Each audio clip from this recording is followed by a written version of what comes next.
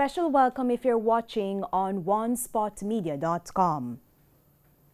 Who rejected the 2015 UK prison deal? The issue is back in the spotlight since Prime Minister Andrew Holness declared that the PNP government at the time rejected the offer to build a new prison in Jamaica.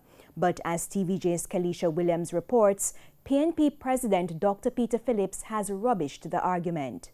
First, this by Prime Minister Andrew Holness at a press briefing on Friday. Just to be clear, I was not the government at the time when the offer was rejected, just to be clear. Then late Sunday evening, Mr. Holness tried to clarify by publishing this two-page statement.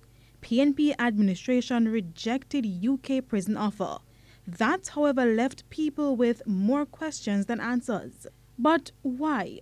Among the reasons, Foreign Affairs Minister Kamina Johnson-Smith speaking on TVJ's Smile Jamaica in 2017. We have not agreed to the offer that's on, and therefore that offer is off the table. But it sounds like if the offer were to be improved, you would be thinking about it, so no, it's not off the table? Here's the point. What has been offered has not been accepted. Okay.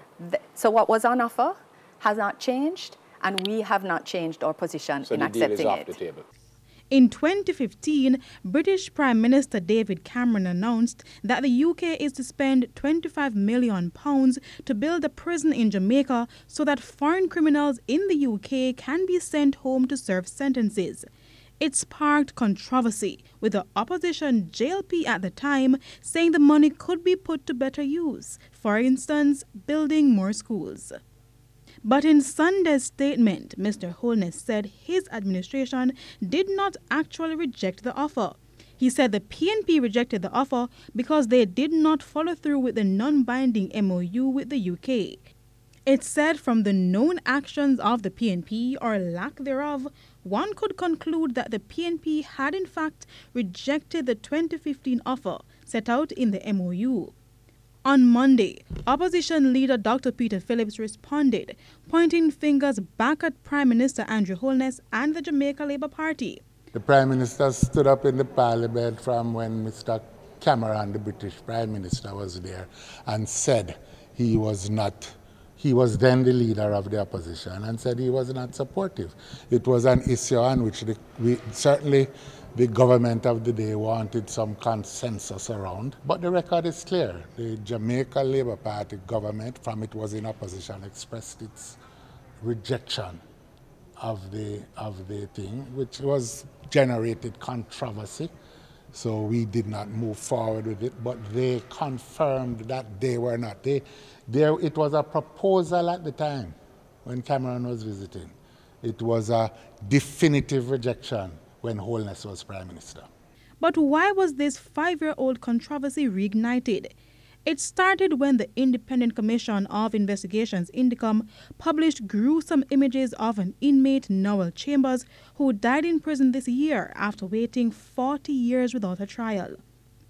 Dr. Phillips believes the Holness administration is trying to deviate from the real issue at hand, which he described in a statement as the deteriorating prison conditions and lack of proper governance of the correctional facilities. Kalisha Williams, TVJ News.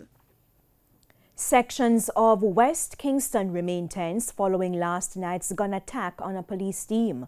Thugs also set fire to the Ray Ray Market. More in this report. Gunshots echoing in West Kingston. It's a signal that things would not be normal for some residents in West Kingston last night. It's reported that a police team was on patrol in Lizard Town, where they asked a group of people gathered for an event to disperse. The residents complied. Shortly after, the team came under heavy gunfire. All units, please hurry. The men coming down on us. Man, let me up here, the ship commander. I'm looking at the Jamaica eye footage and I can see that you're pinned down there, man. Let me send some assistance to you. Central Ship Commander, Police Emergency. In a bid to rescue those officers, a heavy contingent of police and soldiers was deployed in the area. TVJ News acquired this video.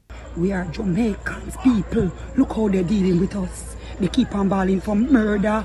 Jamaicans, look right now. Look how the soldier them pointing up them gun. About 10 of them just gone in that yard right now. Look right there, that shop named Tiny Deli. Look people, Lord. Look. Meanwhile, vendors at the railway market were left picking up the pieces after the market was allegedly set on fire by the thugs. The police say the market was lit as a distraction, but the vendors are fuming. We're tired of it. We're fed up. We're fed up. Register for what? Register for what? We're not getting no compensation. We're not getting no help. Foolishness. Fed up. Nobody knows. Prime Minister no help. We need a lot of help.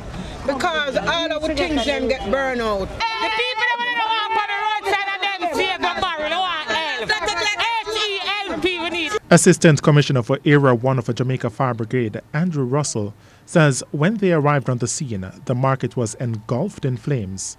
He says it took them approximately 1 hour to put out the blaze. So far, our fire investigators are on location trying to determine how the fire started and also the nature of the damage. 4 fire units and 35 firefighters battled the blaze. O'Shane Masters, TVJ News. St. James has recorded a 20.3% reduction in murders for the January 1 to June 6 period. The parish recorded 47 murders up to June 6 when compared to 12 in the corresponding period last year. Despite the reduction, Mayor of Montego Bay, Homer Davis, is encouraging the police to maintain pressure on criminals. Don't ease up off the gas. In other words, don't stop what you're doing. Continue to make your presence felt in community and continue to work with members of the community. He says with a lower crime rate and the government seeking to reopen the economy, it will be beneficial for St. James. Mr. Homer Davis says the government has to take the risk of reopening the airports even with the COVID-19 pandemic. We cannot continue to close out one of our breadwinner, which is tourism. Whatever we do going forward, yes, it will be a risk, but it is a risk that we are more properly prepared to deal with now than 3, 4, 5, 6 months ago. Personally for me, I have no fear about visitors coming in or persons in general coming in. And it's now time for a break here on the Midday News, but stay with us. We have much more stories right after these messages. Welcome back, and we're continuing the news. The opposition PNP is sending a unified message coming out of Monday's meeting with some of the 15 opposition MPs who wrote a letter to their party president. Those in attendance decided to fall in line behind Dr. Peter Phillips as the party prepares for a general election. Kimon Witter has details. There has been tension in the ranks of the People's National Party PNP since 15 opposition MPs penned a letter to their party president, Dr. Peter Phillips, demanding a meeting to discuss the future of the party. That meeting came on Monday, 1 week later than the group had requested, and when it did, only 5 of the signatories to that letter showed up. They were Angela Brown-Burke, Fenton Ferguson, Colin Fagan, Ronnie Thwaites, who did not stay long, and Mark Golding. None of the others, including Peter Bunting, showed up. Dr. Phillips offered this reason. People have different things. Some people have birthdays, some have other activities, some have emergencies. But those in attendance did not mince words in expressing their opinion on the state of readiness of the PNP to contest the upcoming general election. As for Dr. Phillips, he seemed to have emerged from the meeting with a new buoyancy. The truth is, coming out of this meeting, I'm confident that the entire parliamentary group is united in its purpose to defeat the Jamaica Labour Party and to give the people of Jamaica a better quality. What we are seeking and what we are getting is good dialogue around what it's going to take to win we want to win. We believe we should win and we can win. And the dialogue that we're having now is going to ensure that we win. Mark Golding, a business partner and good friend of a former PNP presidential challenger Peter Bunting, dismissed the speculation that the letter seeking a meeting with the PNP president was aimed at dislodging the head of the party from that position. The leadership issue is settled, so we're all behind the leader. What we want to do is ensure that we win. We want to have dialogue. Some of us have some ideas around that, and we want to engage in a very constructive way to achieve that. So this letter was never about removing the leader? No, it was never about removing it. Unfortunately, because of how it got spun by others, I don't know by who, but it got spun in a way which has created more heat than light. But we're here now to restore the light and turn down the heat. What about the talk of a second letter that was there, probably to go to the GG? He said he believes the PNP should win the next election, and all he wanted were assurances that steps are being taken to achieve that, adding that he argued for a solid organization and motivated party workers to get the job done. Kimone Witter reporting for TVJ News. Residents of Mitchelltown in Clarendon say they're suffering due to water shortages. National Water Commission officials in the parish are, however, promising to fix the problem following a recent tour in the community. O'Shane Masters reports. The empty drums and baths are signs of a reality of residents of Mitchelltown in southeast Clarendon. These residents don't get much water neither from rain or the few taps in their pipes. And they took out their frustration on their political representative and the National Water Commission authorities who were on a tour of the area. Years now, from me born in Mitchelltown, me never have a straight water run at West Harbour. Because when I go on and they must have to wash on. Me can't wash on because I don't have water to drink. You understand? We not talk about MPMP this a come. We have a council here for years. And when rain fall, we can't come out of we yard. We don't have no road, we don't have water, we don't have nothing at all. This is we are representative. So we don't have none. Me buy jump. If you call the man, then we buy water. If you call the man, if you buy water, if you get 6 or 7 people, if the truck man can't sell you, he not can sell you alone. So me I tell you, say, sometimes we can't pay it without water. But the authorities insist the matter is being addressed. They say one of the biggest complaints they get from residents is about low water pressure. The NWC is looking at alleviating the problems in Mitchelltown overall and in the West Harbour Road area. We are looking at replacing a pipeline into the West Harbour Road area with a new pipeline, the old pipeline. We are also looking at boosting the water pressure in the area from a tank at the entrance of the Mitchelltown housing scheme and using a booster pump to increase the pressure in the Mitchelltown area overall. But specifically to West Harbour Road, where we looked at the area from a house-to-house perspective today, we realized that some people have water, low flow, others have none. Officials say they understand the people's frustration, but urged patience. They pointed to improvements in the water supply to residents of neighbouring areas such as Portland Cottage and Rocky Point in the last 3 months as proof that they can deliver on their promises. We have developed as a team also a water improvement project, which includes not just what we're doing today, but the water project that we are going to be doing and continuing in Rasta Corner, the work that continues in Portland Cottage and Rocky Point, and the minor repairs that we are doing across the constituency. Our goal is really to ensure that we provide people with access to water, particularly in a time when we are saying to you that water is essential for life and water is essential to prolong your life, because we know that water is needed to keep yourself clean, to wash your hands. O'Shane Masters, TVJ News. Residents of Flower Hill in St. James will soon have potable water in their community. This following the start of a $110 million water project expected to be completed by August 6 this year. For many years, residents of Flower Hill in St. James have complained about the absence of potable water. But their complaints have not fallen on deaf ears.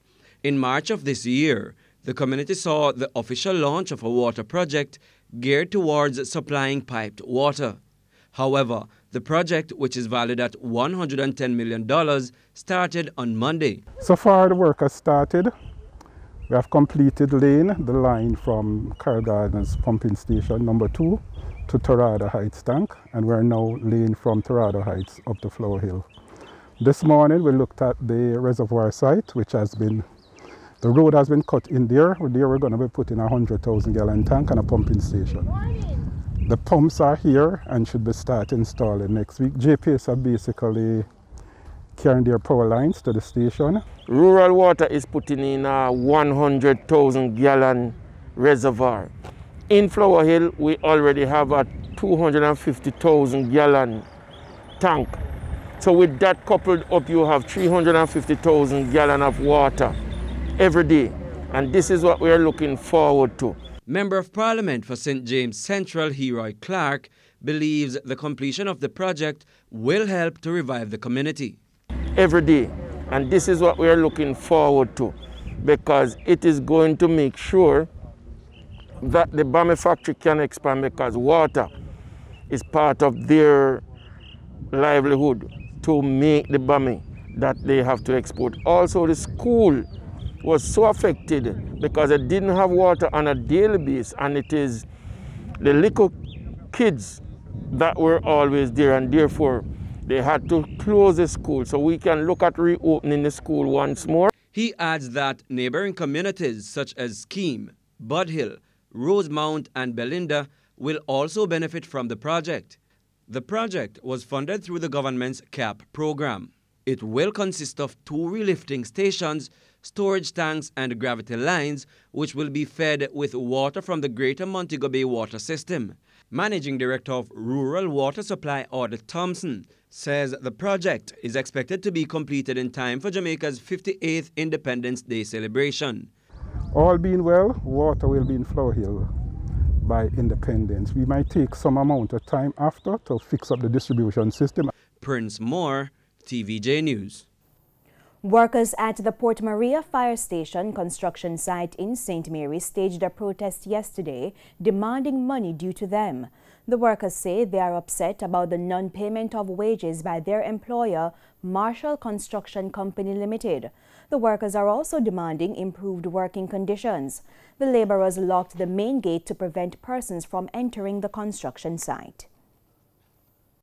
I'm a trade worker on the site, and I'm here from this project begin, and there is not one pay bill that's come when we don't have a payment issue.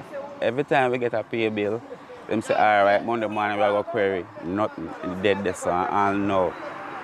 And what we really would have liked is to be paid. I'm work very, very hard. We work 2 weeks, and here we are going. We send in a bill, and the bill what we send in, half of the money we see come, and pan a pay check, pay sub, I see him half money. So, I don't understand. We couldn't take that the money there. We have to send back that the money there. The workers are also affected by other issues. And here now, if them can't find competent workers in the community and them should bring outsiders to do the work, I would have no problem with that. I would have a beef with that. But workers are here in the community who can do the work. And you can't replace a man just because you owe him and him persistently say he wants him money. You just bring someone and replace him and he doesn't have a job anymore. However, Managing Director at Marshall Construction, Alfonso Reynolds, in a telephone interview with TVJ News, said the expressions of the workers are misleading. I don't know anything about that, honestly. I don't know anything about that. They have been there working over 6-7 months now, and they're still working.